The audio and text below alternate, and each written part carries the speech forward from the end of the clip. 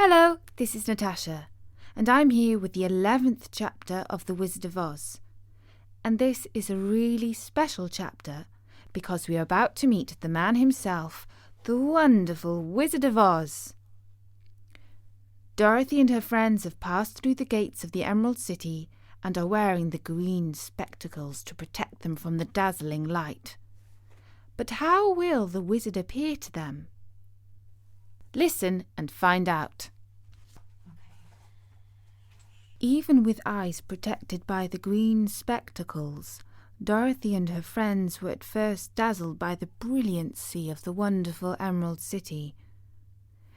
The streets were lined with beautiful houses, all built of green marble and studded everywhere with sparkling emeralds.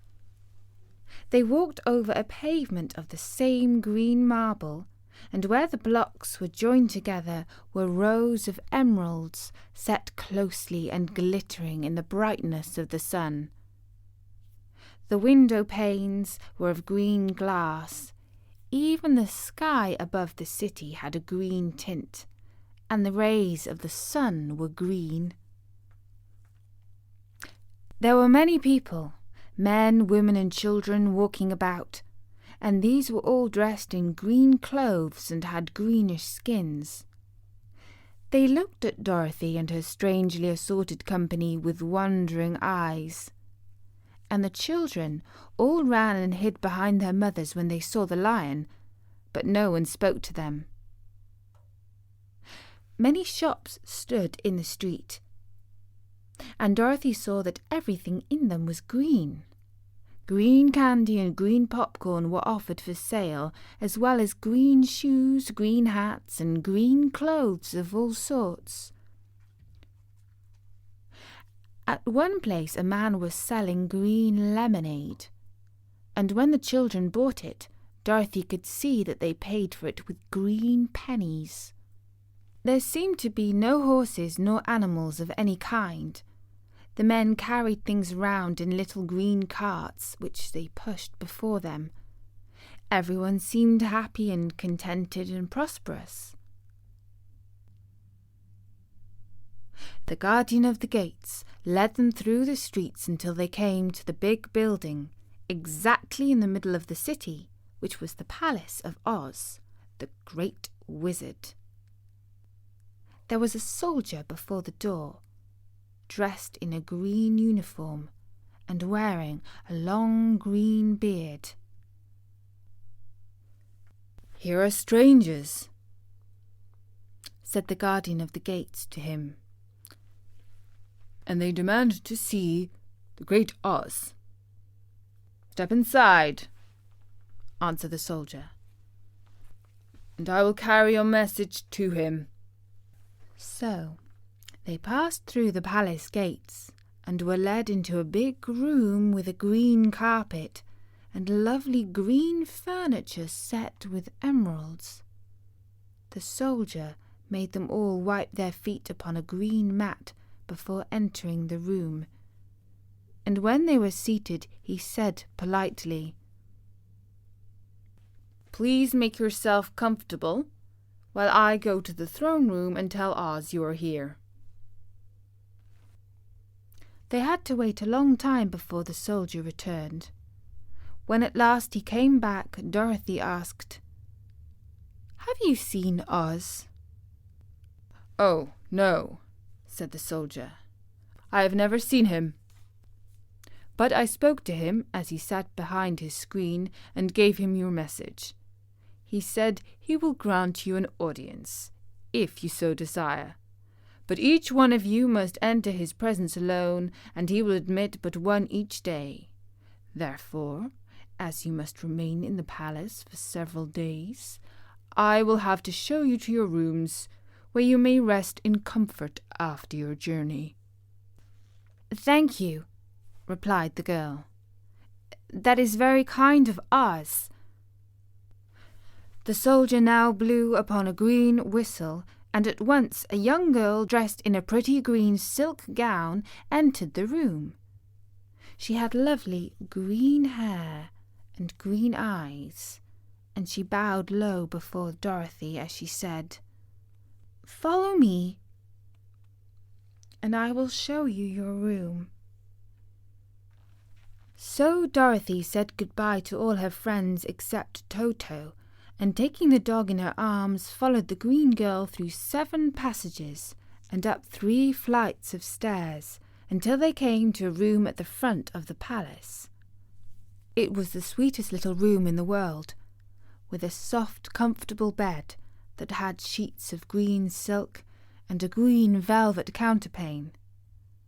There was a tiny fountain in the middle of the room that shot a spray of green perfume into the air to fall back into a beautifully carved green marble basin. Beautiful green flowers stood in the windows, and there was a shelf with a row of little green books. When Dorothy had time to open these books, she found them full of queer green pictures that made her laugh. They were so funny. In a wardrobe, there were many green dresses made of silk and satin and velvet, and all of them fitted Dorothy exactly. "Make yourself perfectly at home," said the green girl. "If you wish for anything, ring the bell. Oz will send for you tomorrow morning." She left Dorothy alone and went back to the others. These she also led to rooms, and each one of them found himself lodged in a very pleasant part of the palace. Of course, this politeness was wasted on the Scarecrow, for when he found himself alone in his room, he stood stupidly in one spot, just within the doorway, to wait till morning. It would not rest him to lie down, and he could not close his eyes. So he remained all night staring at a little spider which was weaving its web in a corner of the room, just as if it were not one of the most wonderful rooms in the world. The Tin Woodman lay down on his bed from force of habit, for he remembered when he was made of flesh. But not being able to sleep, he passed the night moving his joints up and down to make sure they kept in good working order. The Lion would have preferred a bed of dried leaves in the forest, and did not like being shut up in a room. But he had too much sense to let this worry him. So he sprang up upon the bed and rolled himself like a cat, purring himself asleep in a minute. The next morning, after breakfast, the Green Maiden came to fetch Dorothy, and she dressed in one of the prettiest gowns, made of green brocaded satin. Dorothy put on a green silk apron and tied a green ribbon around Toto's neck, and they started for the throne room of the Great Oz. First, they came to a great hall in which were many ladies and gentlemen of the court, all dressed in rich costumes. These people had nothing to do but talk to each other, but they always came to wait outside the throne room every morning, although they were never permitted to see Oz. As Dorothy entered, they looked at her curiously, and one of them whispered, "Are you really going to look upon the face of Oz the Terrible?" "Of course," answered the girl. "If he will see me." "Oh yes, he will see you," said the soldier, who had taken her message to the wizard. "Although he does not like to have people ask to see him. Indeed, at first he was angry and said I should send you back where you came from. Then he asked me what you looked like, and when I mentioned your silver shoes, he was very much interested. At last I told him about the mark upon your forehead, and he decided he would admit you to his presence." Just then a bell rang, and the green girl said to Dorothy, "That is the signal. You must go into the throne room alone." She opened a little door, and Dorothy walked boldly through and found herself in a wonderful place. It was a big, round room with a high-arched roof, and the walls and ceiling and floor were covered with large emeralds set closely together. In the centre of the roof was a great light, as bright as the sun, which made the emeralds sparkle in a wonderful manner. But what interested Dorothy most was the big throne room of green marble that stood in the middle of the room. It was shaped like a chair and sparkled with gems, as did everything else. In the centre of the chair was an enormous head, without a body to support it, or any arms or legs whatever. There was no hair upon his head, but it had eyes and a nose and mouth, and was much bigger than the head of the biggest giant. As Dorothy gazed upon this in wonder and fear, the eyes turned slowly and looked at her sharply and steadily. Then the mouth moved, and Dorothy heard a voice say, "I am Oz, the Great and Terrible. Who are you, and why do you seek me?" It was not such an awful voice as she had expected to come from the big head, so she took courage and answered, "I am Dorothy, the small and meek, and I have come to you for help." The eyes looked at her thoughtfully for a full minute. Then said the voice, "Where did you get the silver shoes?" "I got them from the Wicked Witch of the East when my house fell on her and killed her," she replied. "Where did you get the mark upon your forehead?" continued the voice. "That is where the Good Witch of the North kissed me when she bade me goodbye and sent me to you," said the girl. Again the eyes looked at her sharply, and they saw she was telling the truth. Then Oz asked, "What do you wish me to do?" "Send me back to Kansas, where my Aunt Em and Uncle Henry are," she answered earnestly. I don't like her country, although it is so beautiful, and I'm sure Aunt Em will be dreadfully worried over my being away so long."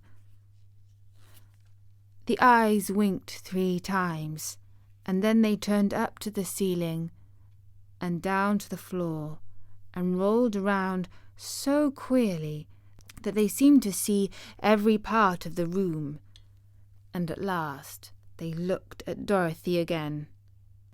"Why should I do this for you?" asked Oz. "Because you are strong and I am weak, because you are a great wizard and I am only a helpless little girl."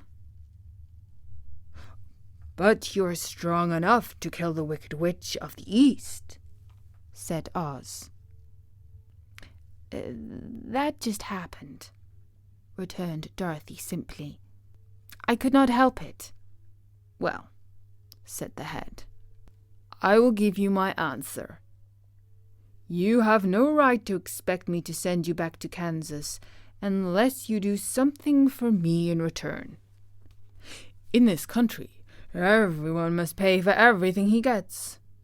If you wish me to use magic power to send you home again, you must do something for me first. Help me, and I will help you."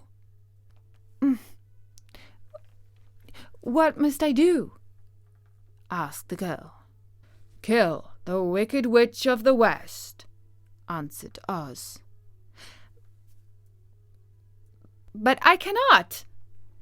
exclaimed Dorothy, greatly surprised. "You killed the Wicked Witch of the East, and you wear the silver shoes which bear a powerful charm. There is now but one Wicked Witch left in all this land, and when you can tell me she is dead, I will send you back to Kansas, but not before." The little girl began to weep. She was so much disappointed, and the eyes winked again and looked upon her anxiously, as if the great Oz felt that she could help him if she would. I never killed anything willingly, she sobbed. And even if I wanted to, how could I kill the wicked witch? If you, who are the great and terrible, cannot kill her yourself, how do you expect me to do it? I do not know, said the head. But that is my answer, and until the wicked witch dies, you will not see your uncle and aunt again. Remember that the witch is wicked, tremendously wicked, and ought to be killed. Now go, and do not ask to see me again until you have done your task. Sorrowfully, Dorothy left the throne room and went back to where the lion and the scarecrow and the Tin Woodman were waiting to hear what Oz had said to her. There is no hope for me, she said sadly, for Oz will not send me home until I have killed the Wicked Witch of the West, and that I can never do. Her friends were sorry, but could do nothing to help her, so she went to her room and lay down on the bed and cried herself to sleep. The next morning, the soldier with the green whiskers came to the scarecrow and said, "Come with me, for Oz has sent for you." So the scarecrow followed him and was admitted into the great throne room, where he saw, sitting in the emerald throne, a most lovely lady. She was dressed in green silk gauze, and wore upon her flowing green locks a crown of jewels. Growing from her shoulders were wings, gorgeous in colour, and so light that they fluttered if the slightest breath of air reached them. When the scarecrow had bowed, as prettily as his straw stuffing would let him, before this beautiful creature, she looked upon him sweetly and said, "I am Oz, the great and terrible. Who are you, and why do you seek me?" Now, the scarecrow, who had expected to see the great head Dorothy had told him of, was much astonished, but he answered her bravely, "I am only a scarecrow, stuffed with straw. Therefore I have no brains. And I come to you, praying that you'll put brains in my head instead of straw, so that I may become as much a man as any other in your dominions." "Why should I do this for you?" asked the lady. "Because you are wise and powerful, and no one else could help me," answered the scarecrow. "I never grant favors without some return," said Oz. "But this much I will promise. If you will kill for me the Wicked Witch of the West, I will bestow upon you a great many brains, and you will be the wisest man in the land of Oz." The scarecrow went sorrowfully back to his friends and told them what Oz had said, and Dorothy was surprised to find that the great wizard was not a head, as she had seen him, but a lovely lady. "All the same," said the scarecrow, "she needs a heart as much as the Tin Woodman." On the next morning the soldier with the green whiskers came to the Tin Woodman and said, "Oz has sent for you. Follow me." So the Tin Woodman followed him and came to the great throne room. He did not know whether he would find Oz a lovely lady or a head, but he hoped it would be the lovely lady.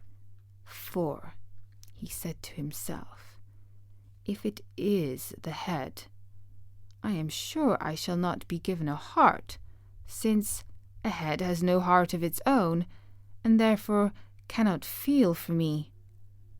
But if it is a lovely lady, I shall beg hard for a heart, for all ladies are themselves said to be kindly-hearted." But when the Tin Woodman entered the great throne room, he saw neither the head nor the lady, for Oz had taken the shape of a most terrible beast. It was nearly as big as an elephant, and the green throne seemed hardly strong enough to hold its weight.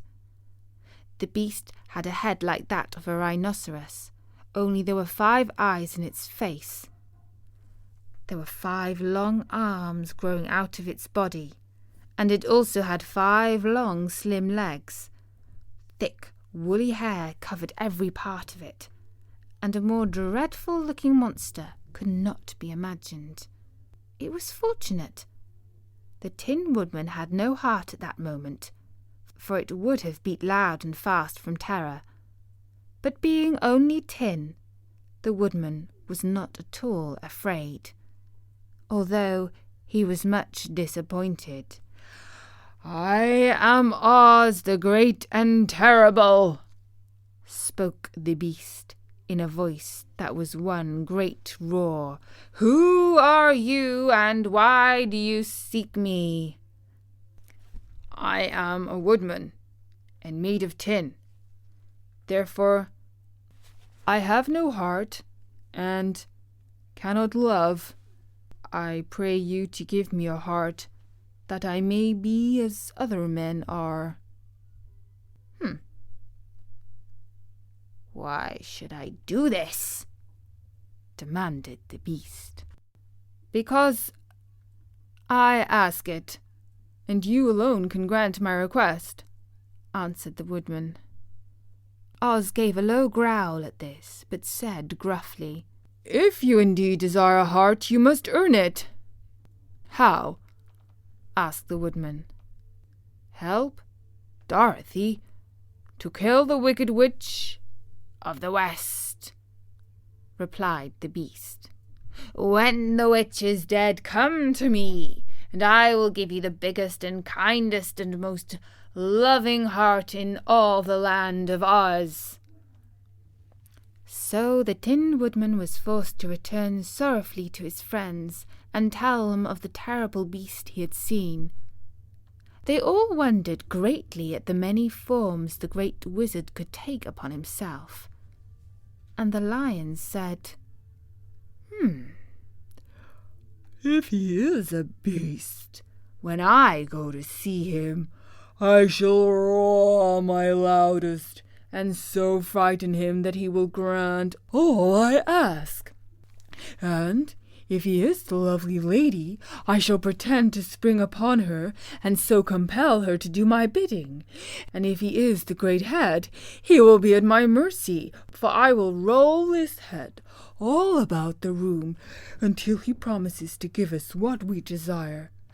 So be of good cheer, my friends, for we all will be well." The next morning the soldier with the green whiskers led the Lion to the great throne room and bade him enter the presence of Oz. The Lion at once passed through the door, and glancing around saw, to his surprise, that before the throne was a ball of fire, so fierce and glowing he could scarcely bear to gaze upon it. His first thought was that Oz had by accident caught on fire and he was burning up.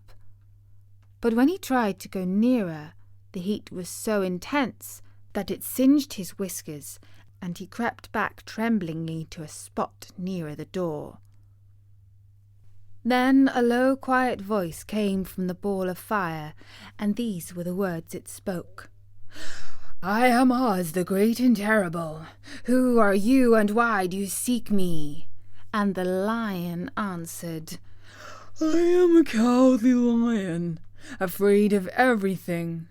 I came to you to beg that you give me courage, so that in reality I may become the King of Beasts, as men call me."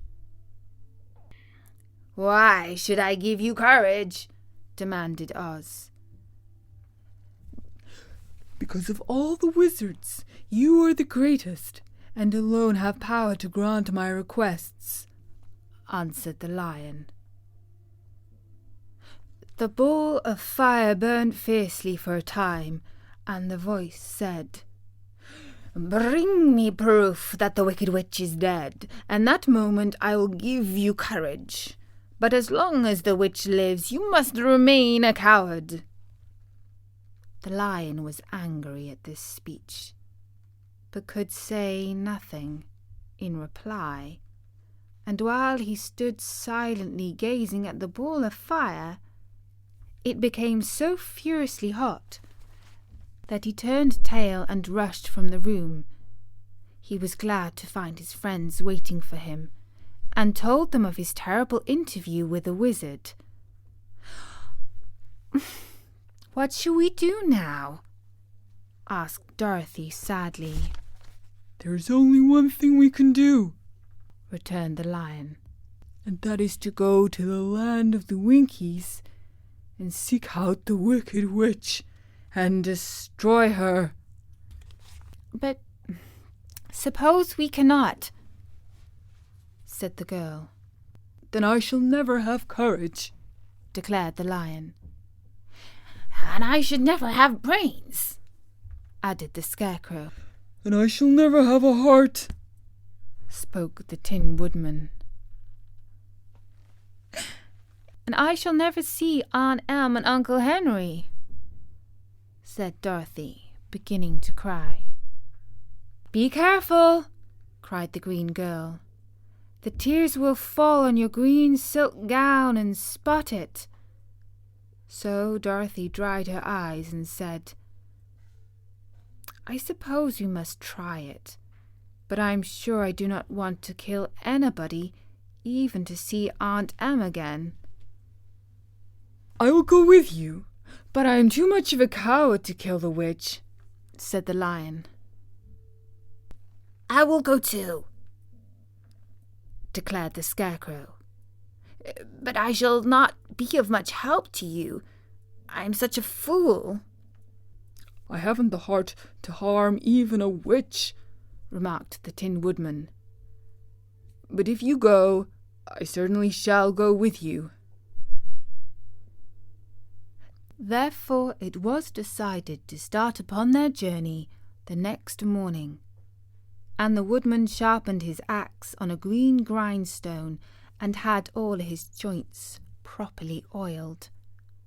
The Scarecrow stuffed himself with fresh straw, and Dorothy put new paint on his eyes that he might see better. The green girl, who was very kind to them, filled Dorothy's basket with good things to eat, and fastened a little bell around Toto's neck with a green ribbon. They went to bed quite early and slept soundly until daylight, when they were awakened by the crowing of a green cock that lived in the backyard of the palace, and the cackling of a hen that had laid a green egg. And that was the 11th chapter of The Wizard of Oz. So, we have at last met the wizard. But it's far from the end of the story. Next, Dorothy must defeat the Wicked Witch of the West. That promises to be quite an exciting chapter, so look out for it at storynori.com. For now, from me, Natasha, bye-bye!